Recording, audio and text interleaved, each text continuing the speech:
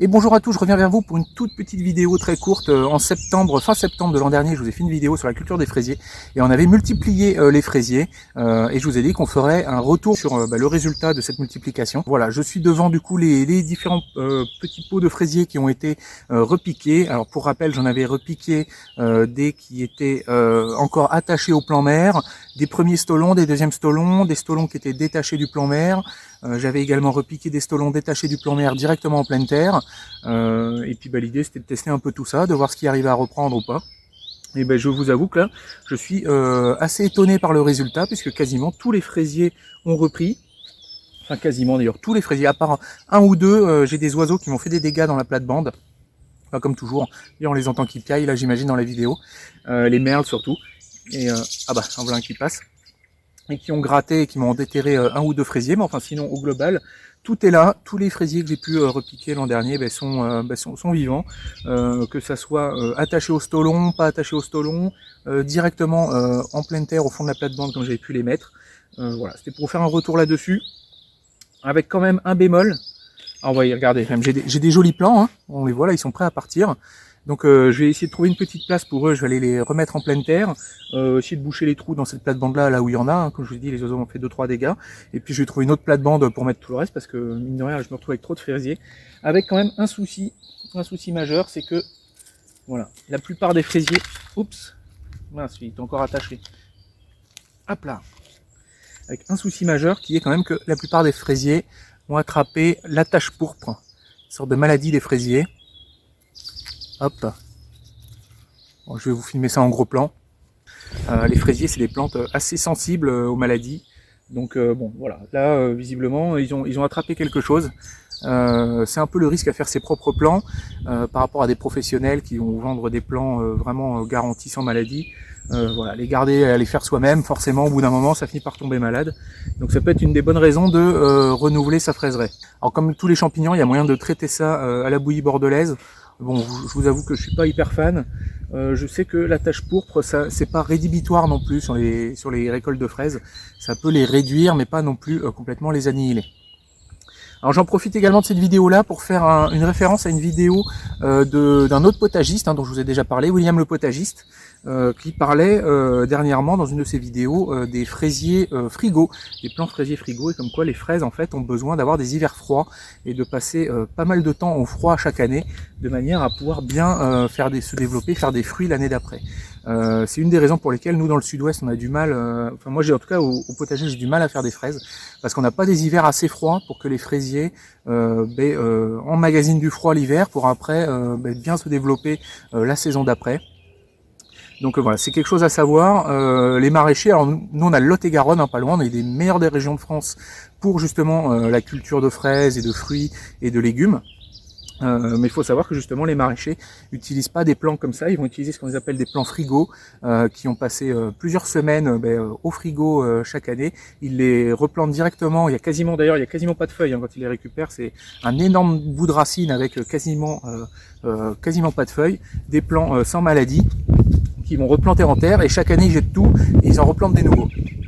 Donc c'est dans ces conditions-là qu'ils arrivent à avoir des productions de fraises qu'on peut voir dans les fraiserais industrielles, entre guillemets, dans les grandes serres que vous allez y retrouver pas loin de chez moi, dans le Lot-et-Garonne, sur la route d'Agen. Je m'en vais du coup repiquer tout ça dans les différentes plates-bandes.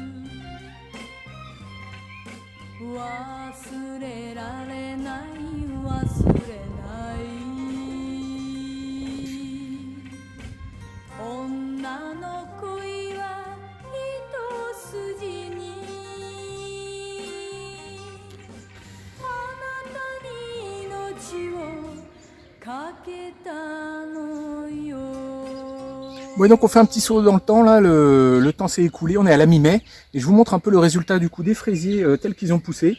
Alors pour ce qui est des plants que j'ai repiqués directement du coup fin septembre, sans passer par la phase godet, ben, c'est ceux qui ont le mieux marché. Ils sont tous là devant moi. Il y a 100% de réussite, c'est les plus beaux plants du coup de la fraiseraie. Et ben voilà, je pense que c'est la meilleure méthode à employer, hein, pas s'embêter, en passer par l'étape godet, tout ça, c'est pas mal de contraintes. Voilà, juste on découpe les stolons, on les repique, et ça marche du feu de Dieu, ça marche très bien. Là, il y a des fraises magnifiques là qui arrivent. D'ailleurs, il va falloir que je trouve quelque chose pour les poser, éviter qu'elles soient en contact direct avec le sol, parce qu'elles vont pourrir. Pour ce qui est des oiseaux, ça j'ai l'impression que ça fait son petit effet là, mes petites boules disco, j'ai l'impression que les oiseaux, bah, ça les repousse un peu. Alors pour ceux qui s'interrogeraient sur le seau là qu'on voit au milieu de l'écran, eh ben ça c'est une petite surprise qui viendra plus tard dans la saison. J'en profite pour faire un coucou à Pascal sur son île de la Réunion. Voilà, je lui souhaite du bon jardinage, on en reparlera bientôt. Donc voilà, vous laissez tomber l'étape godet, a priori c'est pas indispensable, ni même de garder le stolon rattaché au plan mère, hein, à partir du moment où fin septembre les mini plants sont bien avancés, juste vous les remettez directement en terre. Alors, il y avait des débuts de maladie également quand je les ai repiqués à la mi-mars, et puis également sur ces plants-là, mais tout a disparu. Les feuilles sont magnifiques, là il n'y a plus une trace de maladie nulle part. Il y avait des sortes de la tache pourpre ou des choses comme ça, et là je vois plus rien du tout. Donc voilà, vraiment très content, une bonne méthode hein, pour multiplier vos fraisiers. À l'automne, vous les laissez faire des stolons, vous repiquez les stolons, et puis une fois, vous achetez vos fraisiers une fois de temps en temps, mais vous pouvez comme ça les multiplier sur plusieurs générations. Sachant qu'à chaque fois, du coup, vous faites des clones hein, du fraisier d'origine, hein, donc il n'y a pas de changement génétique de la plante. Par contre, il y a possibilité, si jamais il chope un virus ou quelque chose, une maladie, qu'il la file à ses descendants. Donc une fois de temps en temps, repartir sur des plants, sur des balles neuves, ça peut être pas mal. Et puis également avoir, comme je vous l'expliquais en début de vidéo, d'après la vidéo de William le potagiste, là, sur les plans frigo, si vous avez un hiver où il n'y a pas suffisamment de froid, ou il n'y a pas suffisamment une période de froid suffisamment longue, eh bien, il se peut que votre production de fraises l'année suivante soit un peu dégradée. Donc peut-être ces années-là où vous avez des hivers très doux, pour avoir un peu des fraises, c'est peut-être l'occasion justement de racheter des plants qui seraient des plants frigo pour avoir une production de fraises, relancer une sorte de nouvel arrivage de fraises via ces plants-là. Donc peut-être que l'achat de nouveaux fraisiers, c'est un bon truc à faire voilà, quand les hivers ont été doux et que possiblement la production de fraises va être réduite. Et puis le reste du temps, peut-être que juste par multiplication, vous pouvez renouveler votre fraiserie. Voilà, et ça c'est la petite plate-bande que j'avais complétée également avec des petits fraisiers. Et ceux-là, c'est les moins jolis de tous. Il y en a même, ils sont tout petits. Il y en a quand même qui sont bien repartis, mais je pense que ceux-là... Après, c'était les plants les plus poussifs, les moins jolis. Et voilà, ils ont un peu de retard par rapport aux autres, mais enfin bon, ils sont pas malades. Ils sont plutôt jolis, donc ils seront peut-être un peu plus tardifs. Alors c'est peut-être aussi une variété, comme j'ai un peu tout mélangé, je ne sais pas quelles sont les variétés, c'est peut-être des variétés aussi différentes, des variétés qui vont produire plus tard. Donc bon, ils sont quand même a priori bien verts, bien jolis, mais plus petits.